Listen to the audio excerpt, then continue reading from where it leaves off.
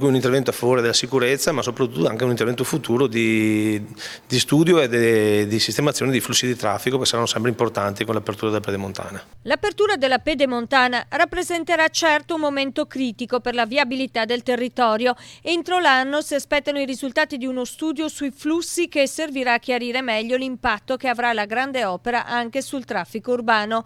Ma al di là di questo è cosa nota la pericolosità dell'incrocio cosiddetto delle 4 strade, teatro spesso, troppo spesso, di incidenti stradali, in alcuni casi anche gravi.